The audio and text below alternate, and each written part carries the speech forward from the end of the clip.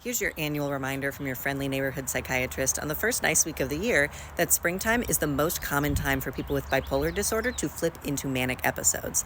I made this public service announcement last year and you guys had a lot of questions. Most commonly, you're asking, why is that? Why do people with bipolar disorder tend to get manic in the spring? So let's talk about it. A lot of people know that wintertime is the most common time for depressed episodes, whether you have bipolar disorder or major depression or depression with seasonal component. Or even if you don't meet any of those diagnostic criteria, you might just feel a little more blue in the winter because it's super dark, it's super cold outside. I've talked on here before about how there's biologic changes in our body in the winter when there's no light outside. So we don't get a lot of vitamin D, or circadian rhythms get thrown off.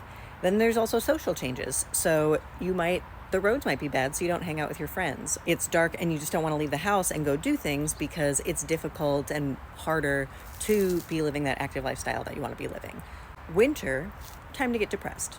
Then why isn't mania most common in the summer? Why is it the spring? In the summer, it's warmer outside. The days are the longest that they are. Why would springtime be the most common time for people to experience manic episodes? The theory there is that in the springtime, it's not that we have the longest days, but the rate of change for the daylight is fastest. So the amount of daylight that we gain day to day is a lot quicker than in the summer when it slows down. If you graph out the length of daylight over the course of the year, it's a sinusoidal wave, meaning that there are times when the daylight is changing really quickly around the spring and fall equinox, and there are times where the daylight day to day is the most stable. And the theory is that in the springtime, when things are warming up, when the days are getting longer, when these changes are happening really quickly, that has the biggest influence on our mood and on our circadian rhythms, and so it is more likely to trigger a manic episode than, say, the middle of the summer.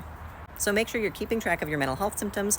Make sure you're getting really consistent, regular sleep. If you're prescribed medications, make sure you're taking them as prescribed, going to therapy as appropriate, and talking to your doctor and or your care team about how you're doing and staying ahead of your mental health care.